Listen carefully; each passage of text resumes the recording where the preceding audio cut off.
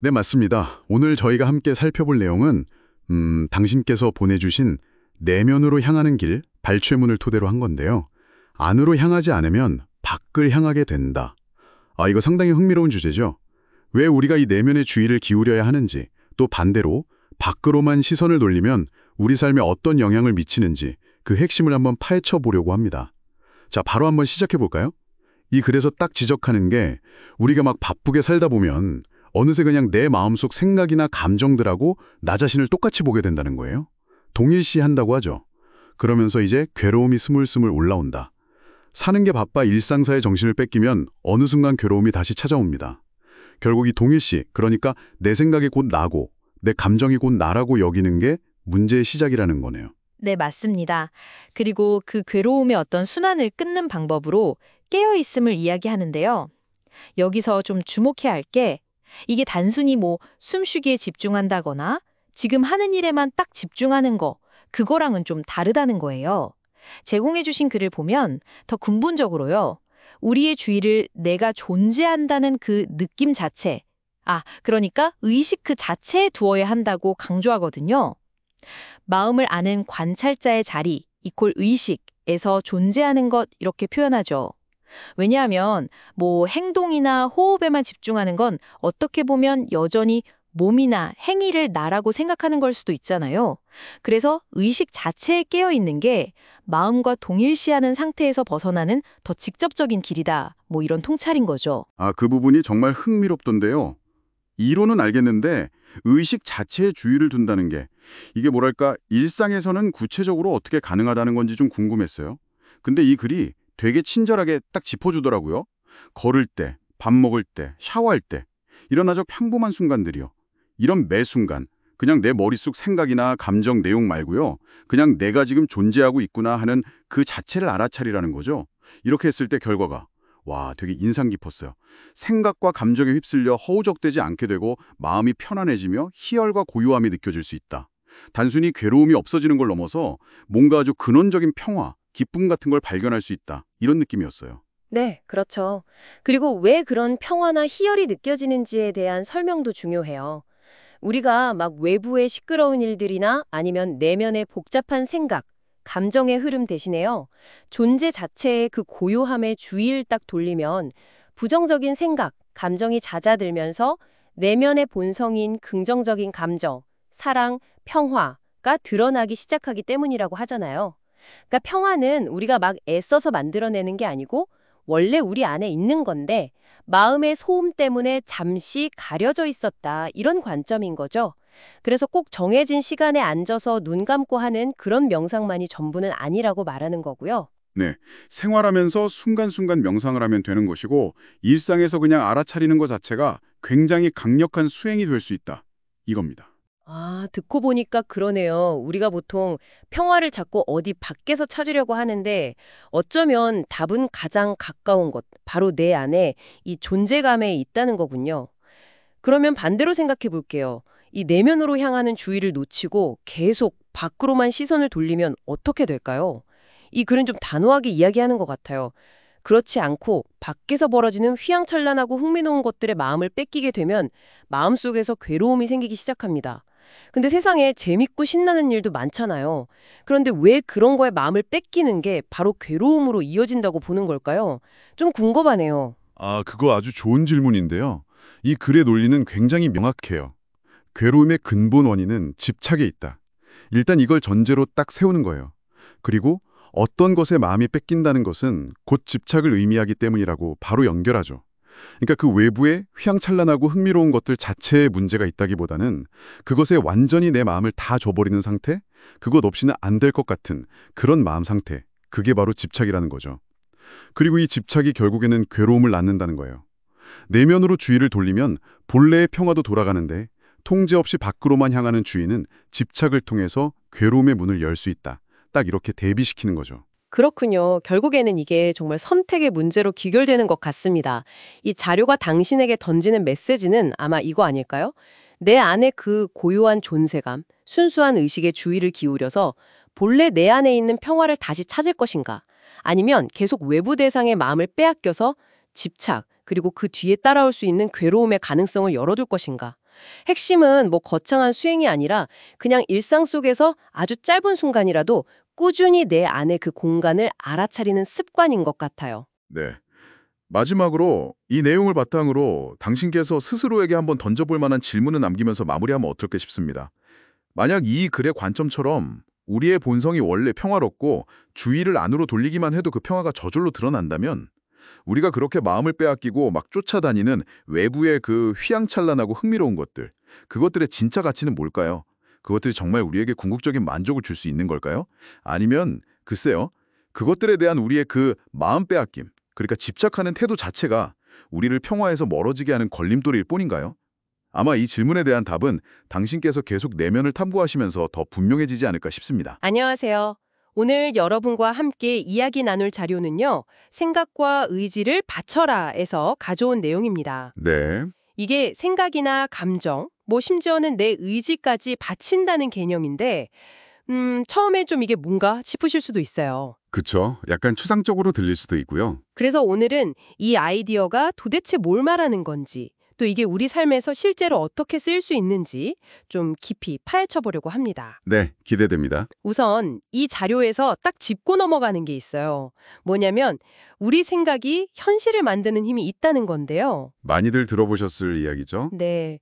근데 문제는 우리가 하는 생각 중에 상당수가 좀 부정적인 쪽으로 흘러가기 쉽다는 거예요. 자기도 모르게. 맞아요. 그냥 흘러가는 대로 두면 그렇게 되기가 쉽죠. 그래서 이걸 그냥 무심코 받아들이면 좀 위험할 수 있다. 뭐 이런 얘기인데요. 여기서 아주 재밌는 제안이 나옵니다. 어떤 건가요? 부정적인 생각이 딱 떠오를 때 그걸 붙잡고 씨름하는 대신에요. 의식적으로 바치라는 거예요. 그냥 흘려보내듯이. 아, 바친다. 그 표현이 핵심이네요. 그럼 구체적으로 생각을 바친다는 게 뭘까요? 방법은 의외로 간단해요. 네. 부정적인 생각이 스말스말 올라온다 이걸 딱 알아차리는 순간에요. 바로 그때 이걸 내가 어떻게 해보려고 막 애쓰는 게 아니라요. 네네. 뭐랄까 나보다 더 큰 존재? 이게 뭐 신이 될 수도 있고 부처님? 아니면 뭐 잠재의식 같은 걸 수도 있고요. 어떤 형태로든 더 높은 힘을 상정하는 거군요. 그렇죠. 거기에 그냥 휙 넘겨버리라는 거예요. 맡겨버리듯이. 이게 왜 중요할까요? 그저 생각을 회피하는 거랑은 좀 다른 것 같은데요? 그렇죠. 자료를 보면 단순히 그냥 잊어버리자 이게 아니에요. 네. 부정적인 생각이 현실에서 힘을 갖는 것, 그 자체를 좀 근본적으로 차단하려는 시도처럼 보여요. 아, 현실화를 막는다. 그리고 어쩌면 마음의 평화를 찾는 방법일 수도 있겠네요. 네, 맞아요. 약간 통제권을 내려놓음으로써 오히려 평온을 얻는 그런 역설적인 면이 있는 것 같아요. 자신보다 더 큰 힘의 존재를 인정하는 것과도 연결될 수 있겠고요. 아주 좋은 지적이세요. 그리고 여기서 한 단계 더 나아가는데요. 생각만이 아니에요. 아, 또 있나요? 네, 우리가 보통 의지라고 부르는 거 있잖아요. 내가 이걸 꼭 해내야 돼. 또는 상황이 꼭 이렇게 돼야만 해. 하는 그런 강한 마음이요. 아, 그쵸. 어떤 목표에 대한 강한 집념 같은 거요? 네, 바로 그거요. 그것마저도 바치라고 여기하거든요. 의지까지죠. 그건 좀 어렵게 느껴지는데요. 그렇죠. 좀 의외죠. 억지로 막 밀어붙이지 말라는 거예요. 대신에 그냥 상황이 자연스럽게 흘러가는 대로 인열 따라서 일이 진행되도록 좀 받아들여 보라는 거죠. 아, 자귀적으로 하려 하지 않는다. 이 표현이 자료에 있었던 것 같은데요. 맞아요. 바로 그 표현이에요. 이게 그냥 뭐 손 놓고 있으라는 뜻은 아닐 테고. 당연하죠.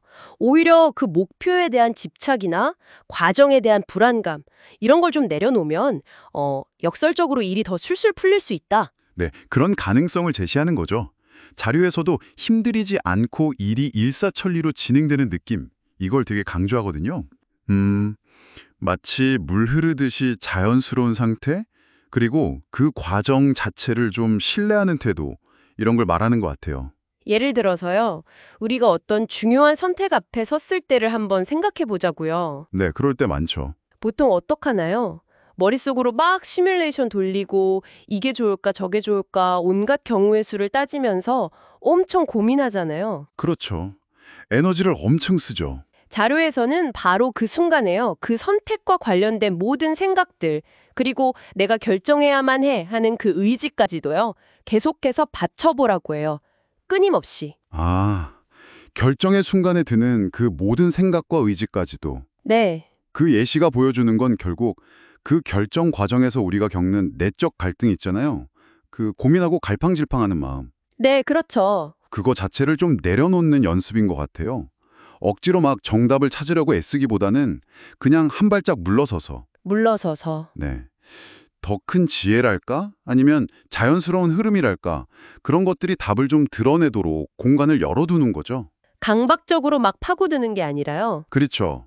해답이 그냥 자연스럽게 떠오르도록 허용하는 상태? 뭐 그런 것에 가까워 보이네요. 자, 그럼 오늘 이야기 나눈 걸 좀 정리해 볼까요? 이 바친다는 실천은 결국 부정적인 생각이나 내가 해야 해 하는 그 강한 의지를 의식적으로 좀 내려놓는 연습인 것 같아요. 네, 맞습니다. 내려놓음의 실천. 특히 좀 어려운 결정을 내려야 할 때 막 통제하려고 하기보다는 자연스러운 흐름이나 더 큰 힘을 한번 믿어보는 거죠. 그렇죠. 신뢰하는 마음. 그 결과로 경험할 수 있다는 거. 힘들이지 않는 듯한 느낌. 이거 참 매력적이지 않나요? 네, 정말 그렇죠. 혹시 지금 청취자곡을 중에서도 뭔가에 좀 압도당하는 느낌이거나 결정 앞에서 계속 망설이고 있다면 오늘 나눈 이 아이디어가 어떤 작은 실마리라도 드릴 수 있지 않을까 싶네요. 마지막으로 이런 질문을 한번 던져보고 싶어요. 이건 자료에 직접 나온 건 아니지만요. 네네. 만약에요, 자료에서 제안한 것처럼 여러분을 계속 괴롭히는 어떤 걱정거리나 아니면 지금 딱 막혀있는 어떤 문제 하나를요, 딱 하루만이라도 한번 의식적으로 받쳐보는 실험을 해보면 어떨까요? 실제로 한번 해보는 거군요. 네, 그냥 머릿속 개념이 아니라 실제 내 하루 경험 속에서 뭐가 달라지는지, 아주 작은 변화라도 있는지 한번 관찰해보는 거죠. 꽤 의미 있는 시도가 될 수 있을 것 같습니다. 혹시 당신도 뚜렷한 이유 없이 마음이 좀 가라앉거나 뭐랄까 안개가 낀 것처럼 답답할 때가 있지 않나요? 아, 네, 있죠. 오늘 저희는 바로 그럴 때 그 막연한 심란함을 어떻게 다룰 수 있을지 심란한 마음 다스리기라는 자료에서 발췌한 내용을 좀 깊이 이야기 나눠보려고 합니다. 네, 그 원인을 딱 짚어내긴 어려운데 불편한 거 많은 분들이 경험하시죠. 맞아요. 이 자료는 그런 감정의 실체를 좀 들여다보고 꽤 구체적인 대처법을 제안한다는 점에서 흥미롭더라고요. 네네. 단순히 뭐 긍정적으로 생각하세요 이런 거랑은 좀 결이 다르죠. 그렇죠. 저도 첫 단계부터 좀 싶었어요. 마음이 복잡할 때 일단 잠을 자거나 나가서 걸어보라고 하잖아요. 네, 걷는 거요. 근데 그냥 걷는 게 아니고 걸으면서 내 마음이 지금 혼란스럽구나 하고 계속 알아차리는 게 중요하다고. 알아차림. 네, 그게 핵심이라고 하더라고요. 뭐랄까 감정의 파도에 막 휩쓸리는 게 아니라 그냥 해변에서 파도를 이렇게 지켜보는 느낌? 정확해요. 그 거리두기. 자료에서는 이걸 동일시하지 않기라고 표현하죠. 동일시. 네. 내가 슬프다가 아니라 내 안에서 지금 슬픔이라는 감정이 일어나고 있네. 이렇게 좀 객관적으로 보는 연습인 거죠. 그렇군요. 근데 자료에서도 솔직히 인정하듯이 이것만으로는 여전히 좀 고통스러울 수 있어요. 왜냐하면 우리는 이미 그 감정에 깊이 빠져 있는 경우가 많으니까요. 기본적으로 동일시된 상태랄까? 네, 맞아요. 바로 그 지점에서 진짜 저는 좀 뜻밖이라고 생각했는데 해법이 나오더라고요. 어떤 거죠? 내 안에 그 괴로운 마음 있잖아요. 뭐 외로움이든 화든. 그걸 알아차리는 동시에 나와 비슷한 어려움을 겪고 있을 다른 사람들을 떠올려 보라는 거예요. 다른 사람들이요? 네. 그리고 저 사람을 내가 어떻게 위로하고 도울 수 있을까 하는 마음. 그러니까 연민, 지지, 뭐 격려, 사랑. 이런 마음을 의식적으로 읽혀보라고 하더라고요. 이게 바로 연민과 자비의 마음을 활용하는 거네요. 네. 이게 근데 어떻게 도움이 되는 걸까요? 이게 바로 감정의 에너지를 능동적으로 전환하는 지점인 거죠. 전환이요? 네. 자료에서는 이걸 부정적인 감정을 긍정적인 사랑의 에너지로 대체한다고 설명하는데요. 여기서 사랑의 에너지라는 말이 조금 추상적으로 들릴 수도 있긴 한데 네, 좀 그렇죠. 핵심은 실천적인 연민인 것 같아요. 타인의 고통에 공감하고 도우려는 그 구체적인 마음을 일으키는 거예요. 그러면서 내 안에 부정적인 에너지가 설자를 잃게 만드는 거죠. 그러니까 억누르는 게 아니라 그렇죠. 억누르는 게 아니라 더 건설적인 에너지로 이렇게 바꿔치게 하는 셈이죠. 그럼 내 안의 문제에만 막 갇혀있지 말고 시선을 바깥으로 돌려서 타인을 향한 긍정적인 마음을 내는 것 자체가 해결의 실마리가 될 수 있다. 이런 거군요. 네, 맞습니다. 감정의 방향을 완전히 트는 거죠. 와, 이거 정말 흥미로운데요. 여기서 한 걸음 더 나아가요, 이 자료는. 더요. 네, 시야를 더 넓히라고 제안합니다. 지금 내가 느끼는 이 심란함이 어쩌면 나만의 문제가 아닐 수도 있다는 거예요. 나만의 문제가 아니다. 네, 이건 어쩌면 인간이라면 누구나 겪을 수 있는 보편적인 경험, 뭐랄까 일종의 인간 조건일 수 있다는 거죠.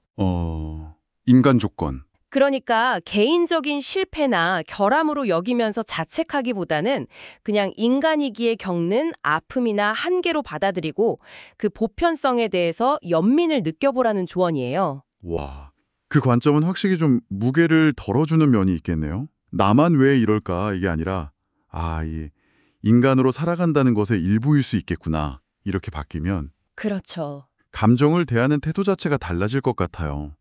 뭔가 고립감에서도 좀 벗어나는 느낌이고요. 맞습니다. 더 큰 그림, 그러니까 보편적인 인간 경험과 연결될 때 개인적인 고통의 무게가 훨씬 가벼워질 수 있다는 통찰인 거죠. 네네. 이걸 개인적인 문제로만 치부하면서 괴로워하는 대신에 이 경험을 좀 수용하고 연민의 시선으로 바라볼 여유가 생긴다는 겁니다. 그럼 정리를 한번 해보면요. 이유 없는 심란함이 찾아올 때 우선은 거리를 두고 내가 지금 심란하구나 알아차리고 네, 알아차리기. 그 다음엔 고통받는 다른 사람들을 생각하면서 연민과 도움의 마음으로 감정의 에너지를 전환시켜고 네, 에너지 전환. 마지막으로는 이 경험을 나 개인의 문제를 넘어서 보편적인 인간 경험으로 확장해서 바라보는 것. 이게 오늘 살펴본 자료의 핵심적인 제안이네요. 네, 그렇죠. 자, 이 방법들이 당신에게는 어떻게 다가오시나요? 여기서 한 가지 더 생각해 볼 질문이 떠오르는데요. 어떤 질문일까요? 오늘 이야기 나눈 것처럼 신란함이 닥쳤을 때 연민을 실천하는 것도 물론 중요하죠. 근데 혹시 평소에, 그러니까 일상 속에서 의식적으로 자신과 타인을 향한 연민의 마음을 꾸준히 연습하는 것 자체가요? 평소에 연습하는 거요? 네, 그게 이런 예기치 않은 감정의 파도가 밀려왔을 때 우리를 더 단단하게 붙잡아주는 힘이 될 수 있지 않을까? 뭐랄까, 일종의 마음의 근력이나 회복 탄력성을 키워주는 근본적인 방법이 될 수는 없을까 하는 거죠.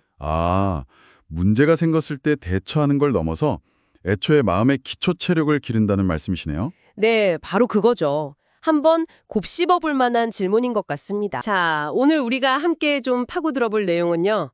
바로 당신의 감정과 생각, 그리고 거기에 따르는 책임에 대한 이야기입니다. 네. 생각과 감정에 대한 책임이라는 글을 바탕으로 할 텐데요. 이게 상당히 도발적인 관점을 제시하더라고요. 맞아요. 우리가 흔히 마음 불편할 때 그 원인이 밖에 아니라 내 안에 있다고 보거든요. 그렇죠. 그래서 오늘은 이 글을 통해 왜 마음이 흔들리는지, 또 어떻게 하면 좀 더 평온해질 수 있는지 그 실마리를 같이 찾아볼까 합니다. 어쩌면 당신의 마음이 작동하는 방식에 대해 좀 새로운 시각을 얻게 되실지도 모르겠네요. 그럼 바로 시작해 볼까요? 마음이 막 어지럽고 힘들 때요. 그 원인 보통 어디서 찾으세요? 뭐 외부 사건이나 사람 탓? 거의 그렇죠. 날 화나게 한 그 사람 때문이거나 아님 뭐 실망스러운 그 상황 때문이라고 생각하기 쉽잖아요. 근데 이 글은 바로 거기서 딱 멈추게 만들어요. 잠깐만 하고. 마음을 막 흔드는 건요. 외부 사건 그 자체가 아닐 수 있다는 거죠. 그 사건에 대한 나의 해석, 나의 반응이다. 네, 바로 그거예요. 글에 나온 예시가 재밌는데 예를 들어 중요한 약속에 늦었다고 쳐요. 네네. 어떤 사람은 난 역시 안 돼 이러면서 막 자책하는데 또 다른 사람은 다음엔 좀 서둘러야겠네. 좋은 교훈 얻었다고 넘어갈 수도 있다는 거예요. 같은 사건인데 반응은 정말 다르네요. 그렇죠.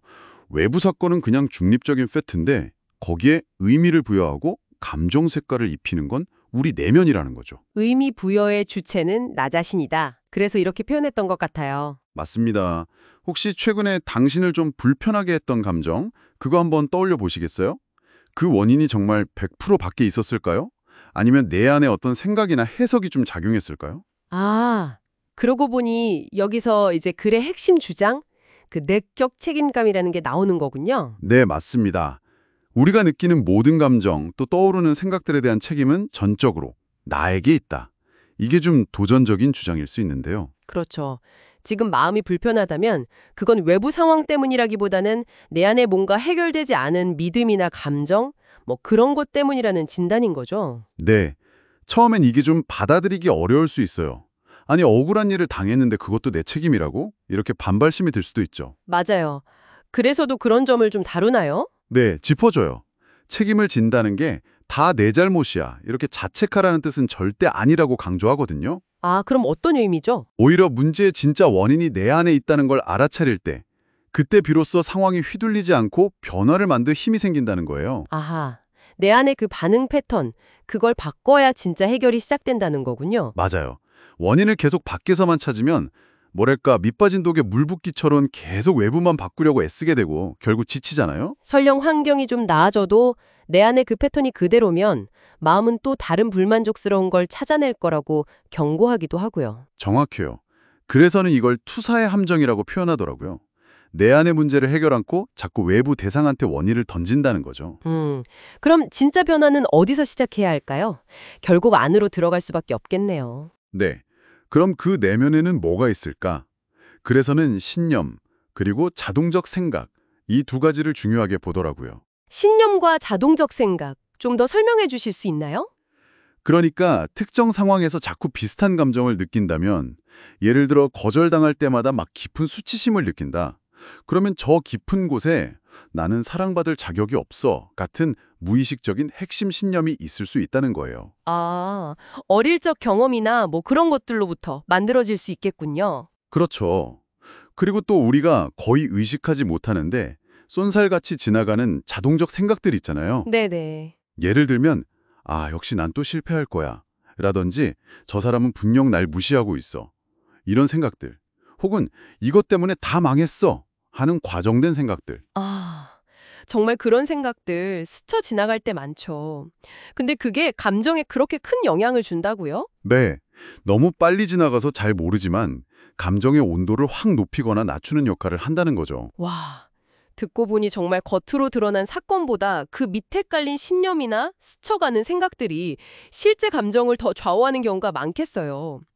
그럼 이 복잡한 내면을 어떻게 다뤄야 할까요? 그래서 제시하는 핵심 방법이 바로 알아차림과 놓아버림, 그리고 조금 더 깊은 차원에서 받침이에요. 알아차리고 놓아버리는 건 좀 들어본 것 같은데 받침은 조금 생소하네요. 어떤 개념일까요? 네, 알아차림은 말 그대로 내 안에서 어떤 생각이나 감정이 올라오는지, 또 어떤 신념이 작동하는지를 판단 없이 그냥 지켜보는 거예요. 네. 놓아버림은 그렇게 알아차린 생각이나 감정에 저항하거나 막 붙잡지 않고 그냥 흘러가게 두는 거죠. 하늘의 구름처럼요. 특히 생각은 알아차리는 즉시, 놓아보려는 연습을 강조하고요. 감정은 억누르지 말고 충분히 느끼고 흘려보내라고 해요. 그렇군요. 그럼 받침은요? 받침은 놓아버림보다 조금 더 능동적인 행위로 묘사돼요. 그랬다면 이건 그냥 흘려보내는 걸 넘어서서요. 그 감정이나 생각, 나를 힘들게 하는 그 패턴 자체를 의식적으로 어떤 더 큰 존재나 원리, 뭐 신성이나 진리, 아니면 그냥 내 안의 깊은 지혜 같은 것에 기꺼이 내맡기고 항복하는 과정이에요. 아, 통제하려는 에고의 노력을 내려놓는 거군요. 그렇죠. 이 과정을 통해서 단순히 불편함에서 벗어나는 걸 넘어서 더 깊은 내면의 평화와 연결될 수 있다고 말합니다. 흥미롭네요. 이게 단순히 불편함을 없애는 기술 차원이 아니라 내면의 어떤 정화나 성장 과정으로 보는 거군요. 네, 맞습니다. 그래서 오늘 살펴본 글의 핵심 메시지를 다시 정리하면 결국 당신이 느끼는 감정과 생각의 진짜 주인은 외부의 그 무엇이 아니라 바로 당신 자신이라는 거죠. 이 책임을 회피하지 않고 받아들일 때 오히려 역설적으로 상황에 끌려다니지 않는 자유와 변화의 가능성이 열린다? 네, 그런 의미입니다. 아, 이 글에서 제안하는 것처럼 내 안에서 올라오는 것들을 끊임없이 알아차리고 또 때로는 그냥 흘려보내고 때로는 더 큰 지혜에 기꺼이 내맡기는 그 과정을 꾸준히 실천한다면 정말 우리의 일상 경험이나 현실을 인식하는 방식 자체가 근본적으로 달라질 수도 있겠다는 생각이 드네요. 바로 그 질문을 당신께 던져드리고 싶습니다. 만약 이 내면 작업이 습관이 된다면 당신의 세상은 어떻게 다르게 보일까요? 다음 저희 탐구까지 이 질문을 한번 곱씹어 보시는 건 어떨까요? 안녕하세요. 오늘 탐구는 정말 기본적인 질문에서 시작해볼까 합니다. 왜 우리는 똑같은 상황을 보고도 저마다 전혀 다르게 반응할까요? 네, 정말 흥미로운 질문이죠. 보내주신 글 빨간 안경, 업식과 반응이 바로 이 질문에 답을 주려고 하는데요. 빨간 안경, 그러니까 업식이라는 개념을 통해서요. 맞습니다. 그 글에서 말하는 업식이라는 건 단순히 습관이라기보다는 과거 경험이나 생각들이 쭉 쌓여서 만들어진 약간 무의식적인 마음의 경향성 같은 거예요. 일종의 정신적인 필터 같은 거군요. 그렇죠. 일종의 필터. 중요한 건 이 필터가 세상을 있는 그대로 보여주는 게 아니라 그래서처럼 빨간색 같은 특정 색깔로 보이게 만든다는 거죠. 아, 그래서 글의 시작도 내 감정이나 생각, 이거 내가 책임져야 한다. 여기서부터 출발하는 거군요. 네, 외부 상황이나 다른 사람 탓하기 전에 먼저 내 안에 그 안경부터 좀 들여다보자는 취지예요. 그 빨간 안경 비유가 참 뭐랄까 와닿는 것 같아요. 정말 사람마다 다 다른 색깔, 다른 도수의 안경을 쓰고 있는 셈이니까요. 맞아요. 그래서도 딱 짚어서 이야기하잖아요. 나라면 그냥 넘어갈 만한 타인의 행동을 어떤 사람은 절대 용납 못한다. 이제 바로 그 안경 차이 때문이라는 거죠. 네, 바로 그 지점입니다.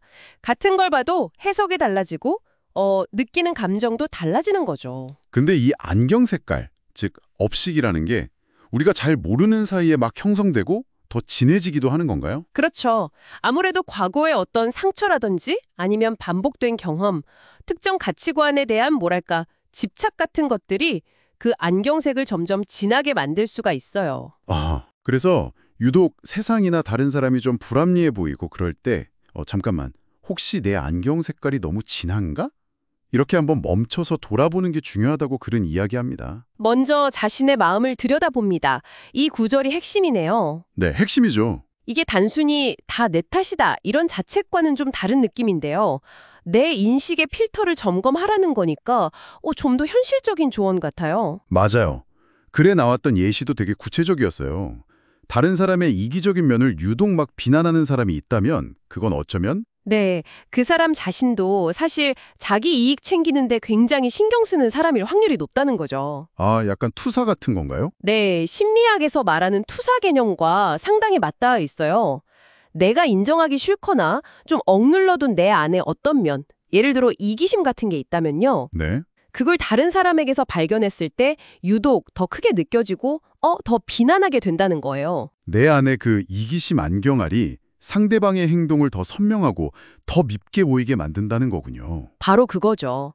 만약 내 마음에 그런 경향성이 거의 없다면 다른 사람의 이기적인 모습도 그냥 저 사람은 저런 면이 있구나 하고 좀 덤덤하게 볼 수도 있다는 분석이고요. 그렇다면 그 조언이 정말 실용적이네요. 다른 사람의 어떤 모습이 신경 쓰이면 그 소질이 내 내면에 있는지 먼저 살펴볼 필요가 있다. 네. 남을 향한 비난을 멈추고 그걸 나를 돌아보는 기회로 삼으라는 거니까요. 근데요, 이 안경의 존재 자체를 알아차리는 게 사실 쉽지는 않을 것 같아요.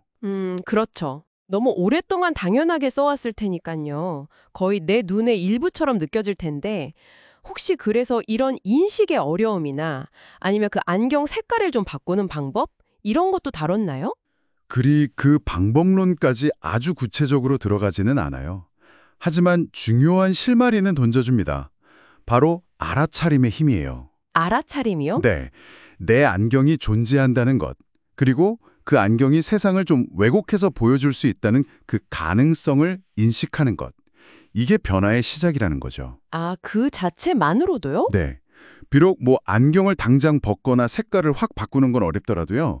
내가 안경을 쓰고 있다는 사실을 아는 것만으로도 모르는 사람과는 세상을 다르게 경험하기 시작할 거라는 거예요. 그렇겠네요. 왜곡된 모습에 좀 덜 휘둘리게 될 거고 감정적인 반응의 강도도 조절할 여지가 생기겠죠. 결국 꾸준히 자기를 돌아보는 연습이 안경색을 좀 옅게 만들거나 어쩌면 다른 색깔 안경으로 바꿨을 힘을 길러준다고 볼 수 있을 것 같아요. 듣고 보니 오늘 이야기 나눈 이 빨간 안경, 즉 업식이라는 개념이 단순히 사람마다 왜 다르게 볼까?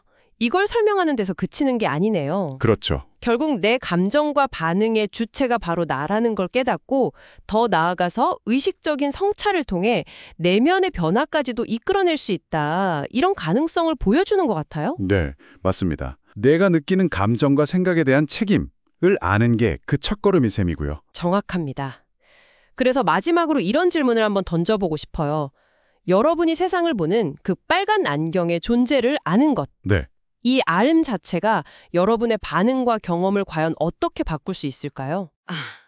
단순히 나 이런 안경 썼구나 아는 걸 넘어서요. 네. 그 알미 구체적으로 여러분의 행동이나 다른 사람과의 관계에 어떤 변화를 가져올 수 있을지, 그래서 직접 답을 주진 않지만 한번 각자 조용히 생각해 보시면 어떨까 싶습니다. 네, 곱씹어 볼 만한 질문인 것 같습니다. 오늘 탐구는 여기서 마무리하겠습니다. 안녕하세요. 오늘은 보내주신 자료, 세상과 자신에 대한 공격, 발췌문을 바탕으로 해서요. 나 자신을 향한 공격, 이거 한번 깊이 파고들어볼까 합니다. 우리가 세상을 어떻게 보느냐가 결국 우리 자신한테, 특히 내면의 목소리에 어떤 영향을 주는지 같이 살펴보려고 하는데요. 당신이 궁금해하셨던 그 나에 대한 공격의 본질, 그걸 좀 이해하는 시간이 되면 좋겠습니다. 자, 한번 시작해 볼까요? 네, 이거 정말 중요한 주제죠. 이 자료에서 딱 짚어주는 게 우리가 세상을 향해서 이렇게 좀 비판적인 시선, 부정적인 생각을 던지면요.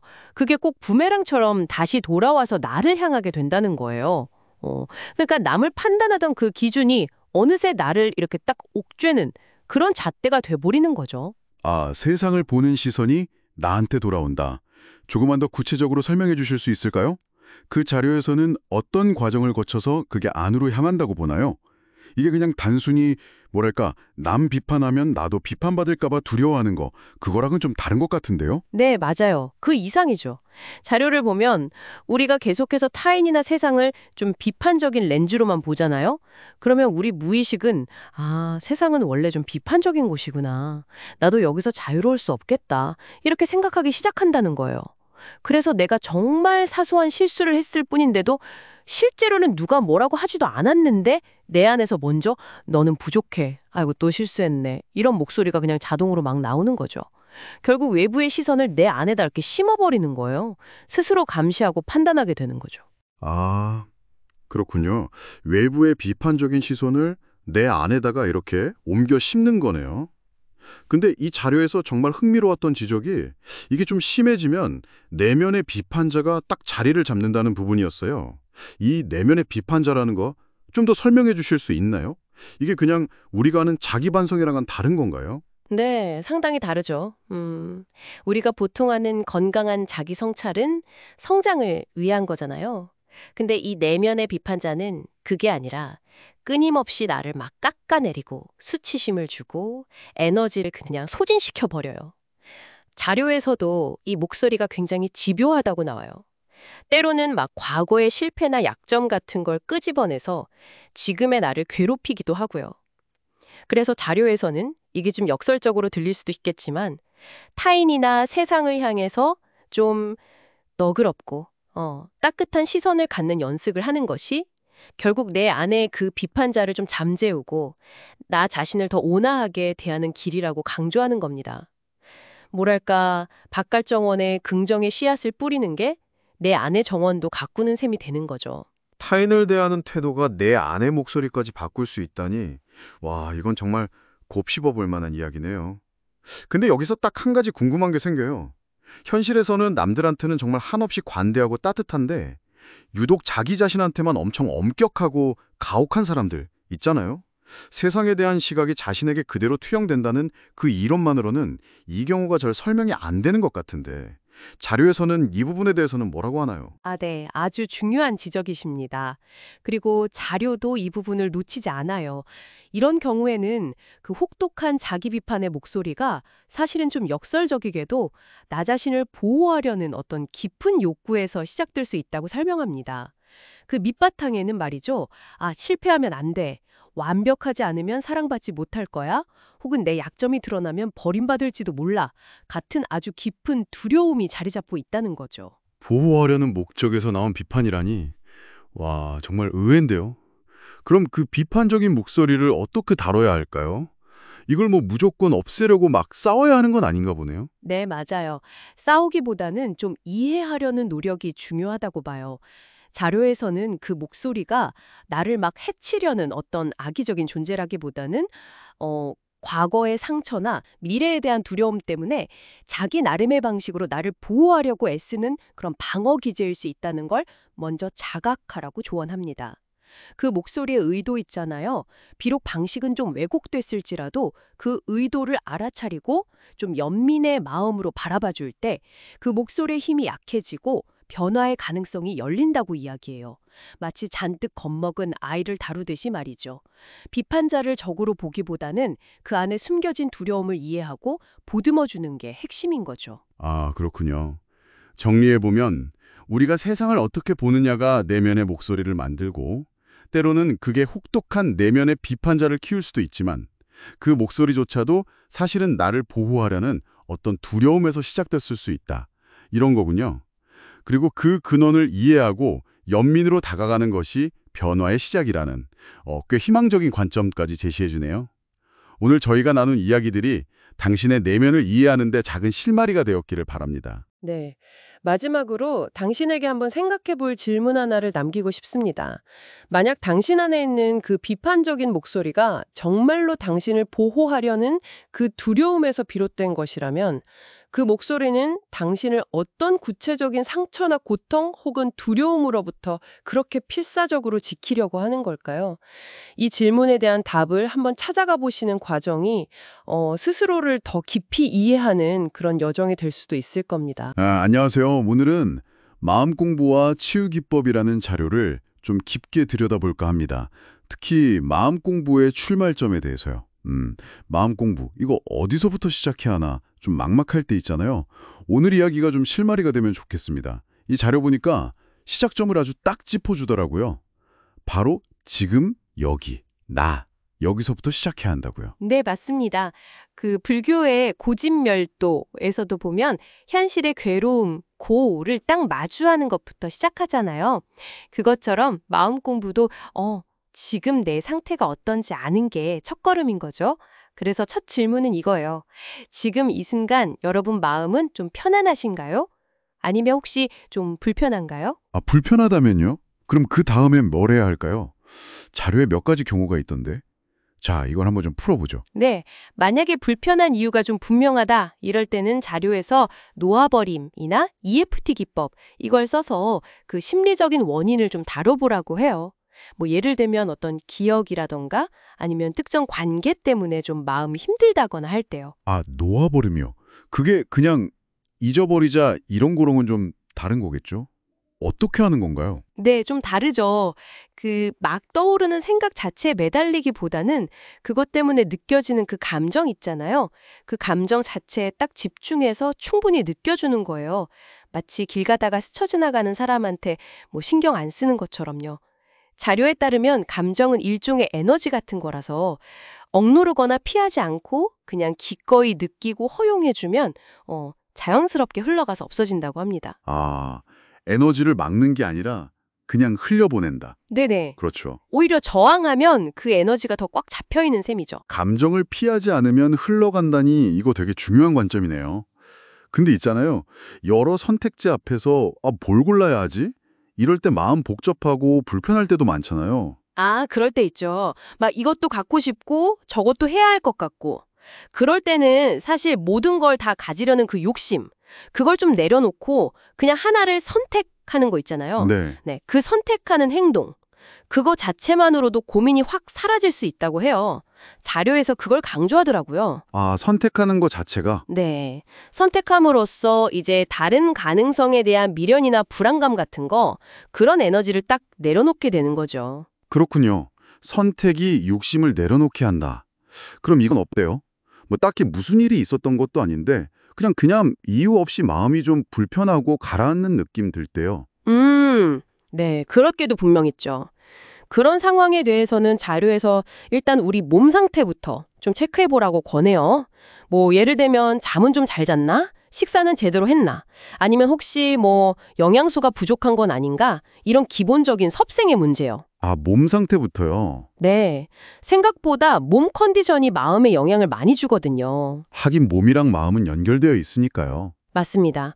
그래서 일단 그런 신체적인 요인을 먼저 점검하고 관리하면서 동시에 그 이유 없이 느껴지는 막연한 불편한 감정 있죠. 그 감정 자체에 대해서는 아까 말씀드린 놓아버림이나 EFT 기법, 이걸 또 적용해 볼 수 있다고 합니다. 아, 몸도 챙기고 마음도 같이. 네, 몸과 마음을 함께 돌보는 접근인 거죠. 그럼 그 EFT 기법, 이것도 조금만 더 자세히 알려주실 수 있나요? 어떻게 하는 건지 궁금하실 것 같아요. 네, EFT는 이제 감정 자유 기법이라고 하는데요. Emotional Freedom Technique의 약자예요. 자료에 설명된 걸 보면 몸에 있는 특정 경혈 점들을 손가락으로 가볍게 톡톡 두드리면서요. 동시에 지금 내가 겪고 있는 문제랑 자기 수용의 말을 하는 방식이에요. 예를 들면 나는 시험 때문에 좀 불안하지만 그럼에도 불구하고 이런 나 자신을 온전히 받아들입니다. 이런 식으로요. 아, 두드리면서 문제를 말하고 또 나를 받아들인다. 좀 독특한데요? 네, 그렇죠. 여기서 이제 중요한 포인트는 문제를 없애려고 하거나 부정하는 대신에 있는 그대로 인정하고 수용하는 태도. 이 태도가 오히려 변화의 시작점이 된다고 보는 거예요. 자료를 보면 이 수용하는 태도가 감정적인 저항을 좀 누그러뜨리고 동시에 그 경혈점 자극이 신경계를 좀 안정시키는 데 도움을 줄 수 있다고 해요. 문제를 받아들이는 게 해결의 시작이라 어찌 보면 좀 역설적인데 깊은 얘기네요. 네, 맞아요. 변화라는 게 막 저항할 때보다 오히려 수용할 때 시작되는 경우가 많으니까요. 자, 그럼 오늘 쭉 이야기 나눈 것들을 좀 정리해보면요. 마음 공부의 시작이라는 게 뭐 거창한 게 아니라 그냥 아주 단순하게 지금 여기 내 마음, 이걸 알아차리는 것, 여기서부터 출발하는 거네요. 네, 정확합니다. 그리고 혹시 불편함이 느껴진다면 그 원인이 뭔지 좀 살펴보고 원인이 좀 뚜렷하다 싶으면 놓아버림이나 EFT를 써보고 만약 선택의 문제다 싶으면 결단을 내려보고 또 원인이 좀 애매하다 싶으면 섭생을 먼저 점검하면서 동시에 놓아버림이나 EFT 같은 걸 써보는 식으로요. 구체적인 방법들을 활용할 수 있다는 거죠. 결국 핵심은 현재 내 상태를 피하지 않고 딱 마주하는 용기, 그리고 그걸 다룰 수 있는 어떤 실용적인 방법들을 알아두는 거. 이게 중요하겠네요. 맞습니다. 그래서 이런 질문을 한번 던져볼 수 있을 것 같아요. 다음에 여러분이 좀 불편함을 느낄 때 오늘 얘기 나눈 방법 중에 어떤 걸 제일 먼저 한번 써보고 싶으신가요? 그 상황에 맞게 시도해보는 게 중요하겠죠. 오늘 이야기는 주로 마음이 불편할 때를 중심으로 좀 풀어봤는데요. 마지막으로 이런 생각도 한번 해보면 어떨까 싶어요. 꼭 불편하지 않더라도요. 그냥 평소에 하루 중 아주 잠깐이라도 지금 내 마음은 어떤 상태지? 하고 꾸준히 관심을 가져준다면요. 시간이 지나면서 여러분과 여러분 마음의 관계는 또 어떻게 달라질 수 있을까요? 한번 곱씹어 보시면 좋겠습니다. 청취자님이 보내주신 심란한 마음 다루기 자료가 있어서요. 오늘은 이걸 바탕으로 이야기를 좀 해볼까 합니다. 아, 네네. 뭐랄까, 특별한 이유도 없는데 마음이 막 심란하고 불편할 때 있잖아요. 네, 있죠. 그럴 때 있죠. 그럴 때 진짜 뭘 가장 먼저 해볼 수 있을까 좀 깊이 파고들여 보려고요. 이게 살다 보면 누구나 가끔은 겪는 일인데 맞아요. 원인이라도 알면 괜찮은데 그냥 답답하고 불안할 때. 네. 보통 그러면 어휴, 내가 왜 이러지? 하면서 막 생각에 빠지기 쉽잖아요. 그렇죠. 원인 찾으려고 막 몰이 굴리고. 근데 이 자료는 접근법이 좀 다르더라고요. 상당히 흥미로웠어요. 같이 한번 보실까요? 네, 저도 흥미롭게 봤습니다. 이게 그 문제의 원인을 막 파고들기 전에요. 네네. 그 순간의 감정 자체, 그리고 그게 느껴지는 신체 감각에 딱 집중하라고 하잖아요. 아, 원인보다 감정하고 몸에. 네, 복잡하게 분석하지 말고 그냥 지금 당장 해볼 수 있는 걸 제시한다는 게 되게 실용적이죠. 방법을 보면 일단 하던 생각을 잠깐 멈추고 네, 스톱. 그리고 눈을 감으라고 하죠. 네. 그다음에 이 알 수 없는 심란함 있잖아요. 이게 내 몸 어디쯤에서 느껴지는지 찾아보라고. 위치를 파악하는 거군요. 가슴일 수도 있고 배일 수도 있고. 네, 뭐 사람마다 다르겠죠. 어깨일 수도 있고. 일단 그 지점을 찾는 게 딱 시작이네요. 맞습니다. 여기서 되게 중요한 전환이 일어나는 것 같아요. 그러니까 막연하게 불안해, 답답해 이렇게 추상적으로 생각하는 대신에요. 네. 가슴이 좀 묵직하네, 배가 약간 울렁거리네. 이런 식으로 구체적인 몸의 느낌으로 딱 바꿔서 인지하는 거죠. 감정 자체의 의식을 딱 모으고 그러면서 천천히 심호흡을 하라고. 네, 심호흡. 숨을 깊게 들이마셨다가 내쉴 때마다 그 불편한 감정 덩어리가 약간 연기처럼 몸 밖으로 스르르 나간다고 상상하면서요. 네, 그렇죠. 그런 이미지를 활용하면 좋죠. 근데 여기서 진짜 중요하다고 강조하는 태도가 있더라고요. 그게 뭐냐면 저항하지 않는 것. 아, 맞아요. 그 부분. 네, 자료 표현이 재밌었는데 그래, 내가 너를 남김없이 다 느껴줄게. 얼마든지 올라와라. 뭐 이런 마음으로요. 그렇죠. 감정을 그냥 받아들이라는 건데 솔직히 말처럼 쉽지는 않을 것 같다는 생각도 들어요. 불편한데 그걸 느껴주겠다니. 정말 정확한 지적이세요. 대부분은 불편하면 피하고 싶고 누르고 싶잖아요. 네, 당연히 그렇죠. 근데 이 자료는 정반대를 말하는 거예요. 기꺼이 느껴주겠다. 이 허용하는 태도, 이게 수용인데 수용. 네. 왜 이게 중요하냐면 감정은 억누르면 오히려 더 세지거나 이상한 방식으로 터져나오기 쉽거든요. 아, 그런가요? 네.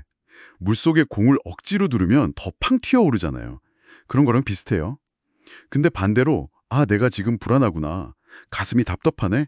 하고 저항 없이 그냥 온전히 마주하고 느껴주면요. 네. 그 감정의 에너지가 자연스럽게 흐를 공간이 생기는 거죠. 그러면서 점차 힘을 잃고 결국은 소멸된다는 거예요. 자료에서도 회피하지 않으면 결국 에너지가 소진된다. 이렇게 설명하죠. 그렇군요. 억지로 막 없애려고 싸우는 게 아니라 충분히 느껴서 그냥 흘려보낸다. 약간 이런 개념이네요. 바로 그거죠. 흘려보내는 거죠. 그리고 자료에서 이 방법 말고 뭐 정식 EFT라는 것도 바로 해볼 수 있다 이렇게 살짝 나오던데요. 이건 또 다른 건가요? 네. 그 EFT는 Emotional Freedom Techniques, 약자인데요. 몸에 있는 특정 지점들, 경혈점 같은 곳을 가볍게 두드리면서 하는 좀 더 체계적인 기법이에요. 두드리는 거군요. 네, 그것도 물론 효과적인데 지금 저희가 이야기하는 건 어떤 특별한 절차나 지식 없이도 그냥 마음이 심란할 때 누구나 바로 그 자리에서 해볼 수 있는 가장 기본적인 첫 단계 대응법, 여기에 초점을 맞추고 있는 거죠. 알겠습니다. 그럼 오늘 얘기 나눈 거 청취자님 입장에서 한번 딱 정리해보면요. 앞으로 혹시 원인 모를 답답함이나 불안감이 훅 찾아올 때 네, 그럴 때 당황해서 어떡하지 왜 이러지 막 생각의 늪에 빠지기 전에 네, 딱 시도해볼 첫 번째 행동 지침이 생긴 거네요. 그렇죠. 아주 구체적인 지침이죠. 1. 일단 생각 멈추고 눈 감기. 2. 내 몸 어디서 느껴지는지 위치 찾기. 3. 그 감각이랑 감정에 집중하면서 심호흡하기. 4. 그리고 저항 없이 그래, 느껴줄게 하고 허용하기. 이 4단계. 네, 완벽하게 요약해 주셨네요. 복잡한 심리 분석이나 원인 찾기 전에 지금 당장의 이 불편함을 다룰 수 있는 즉각적이고 아주 실용적인 도구인 거죠. 네네. 이게 우리가 평소에 감정을 얼마나 생각으로만 해결하려고 애쓰는지, 그리고 때로는 그냥 느껴주는 것 자체가 얼마나 강력한 해결책이 될 수 있는지 한번 돌아보게 만드는 것 같아요. 중요한 포인트죠. 네, 오늘 저희가 함께 본 내용은요. 이유 없이 마음이 심란할 때 그 생각을 딱 멈추고 몸의 감각에 집중하면서 그 감정을 온전히 받아들이고 느껴주는 방법에 대한 거였습니다. 네, 맞습니다.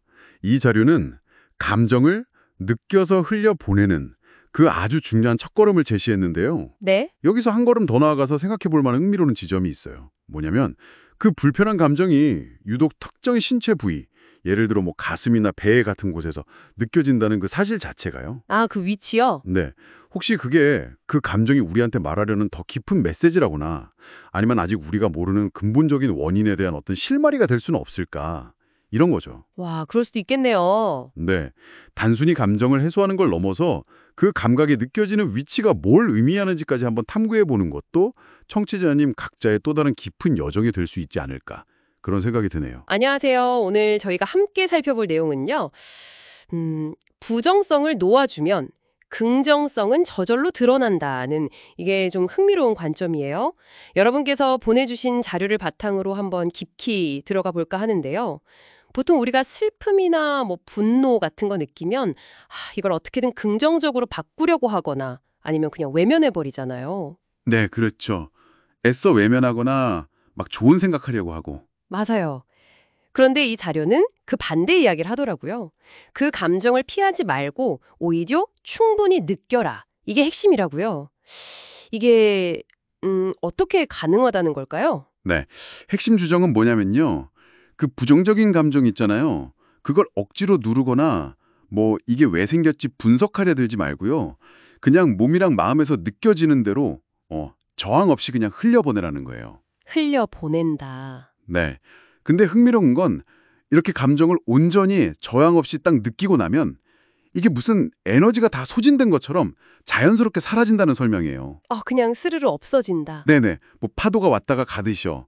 그리고 더 중요한 건 그 빈자리예요. 빈자리에 뭔가 다른 게 나타난다는 거죠? 정확해요.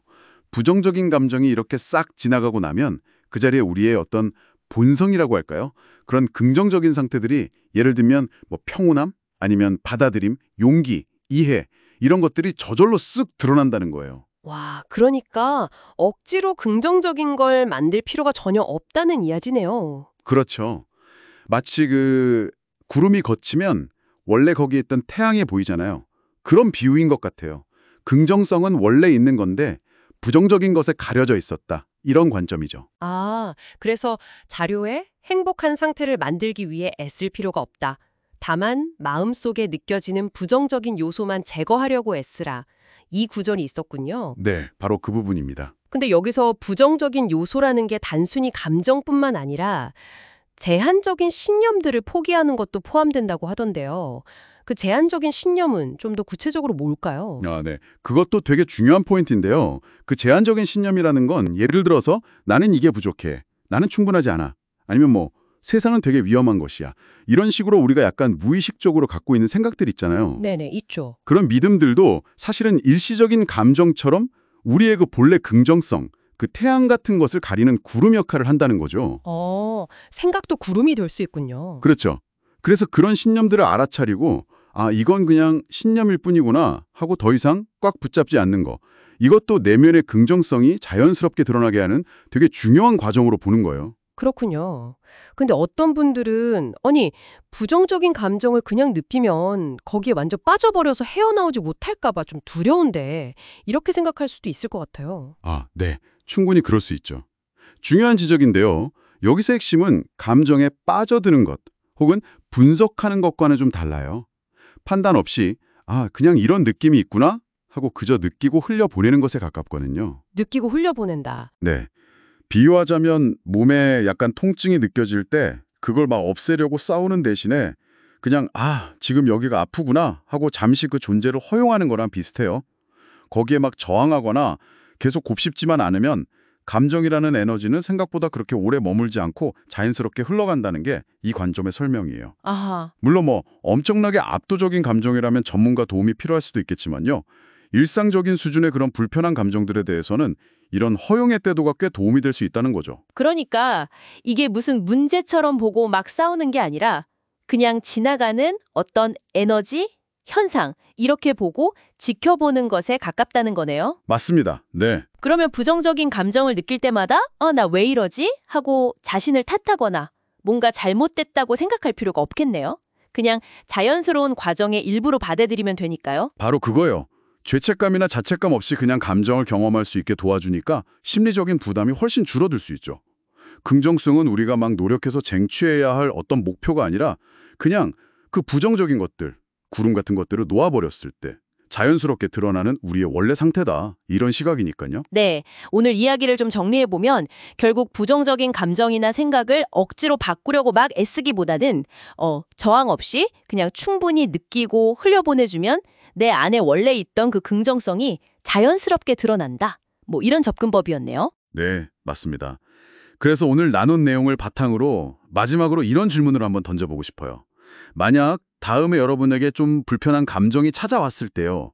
그걸 해결해야 할 어떤 문제로 보지 않고요. 그냥 나를 잠시 통과하는 에너지나 손님처럼 한번 바라본다면 어떨까요? 그 감정을 바꾸려고 애쓰는 대신에 그냥 잠시 멈춰서 판단 없이 그저 존재하도록 한번 허용해보는 거예요.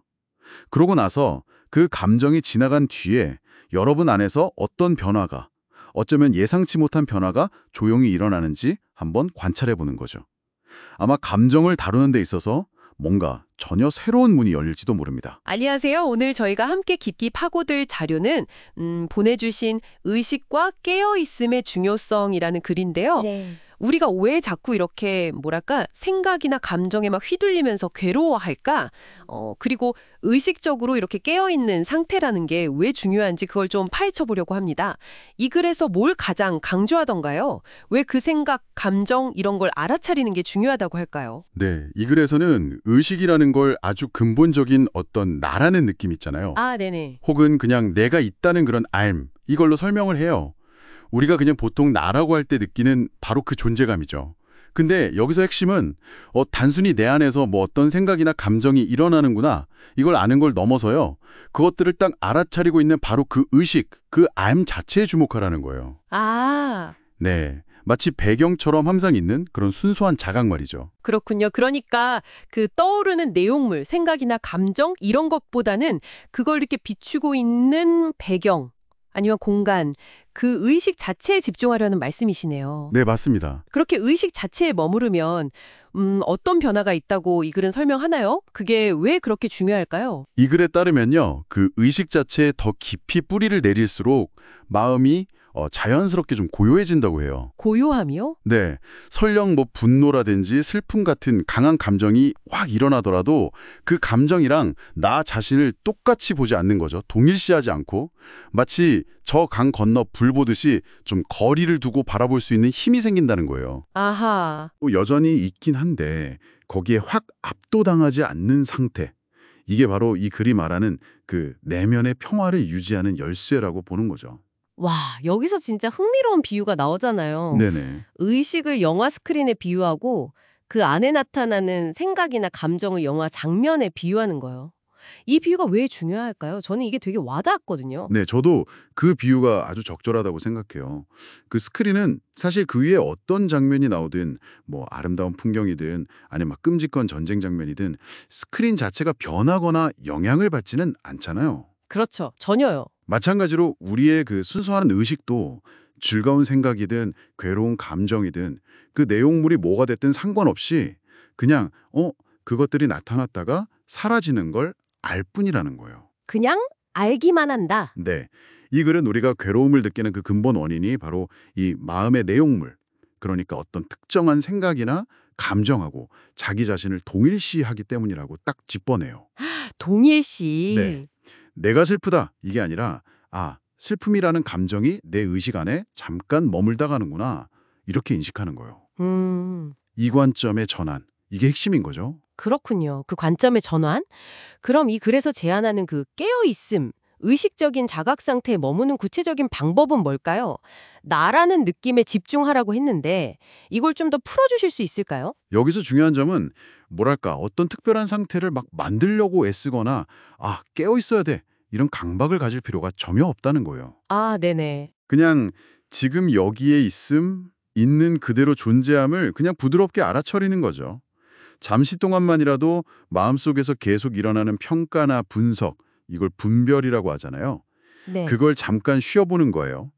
그래서는 이걸 딱 분별을 쉬는 것이라고 표현하는데 그러니까 판단 없이 그냥 존재 자체에 머무는 연습인 거죠. 분별을 쉰다. 이 표현이 진짜 와닿네요. 그 옳고 그름, 좋고 싫음 이런 판단을 잠시 멈추고 그냥 존재하는 상태에 머무는 연습. 이 글은 이런 상태가 바쁜 일상 속에서 당신에게 어떤 의미를 가질 수 있다고 하나요? 단순히 그냥 평온함, 이걸 넘어서는 또 다른 게 있을까요? 네. 글에 따르면요. 처음에는 이게 그냥 짧은 순간의 어떤 평온함으로 시작될 수 있는데 점차 이 분별 없는 존재 상태에 머무는 게 좀 자연스러워지고 더 오래 머물고 싶은 마음이 들 거라고 해요. 더 오래요? 네. 왜냐하면 판단하고 분석하느라 에너지를 막 쓰는 대신에 그 존재 자체의 평화로움하고 연결되니까요.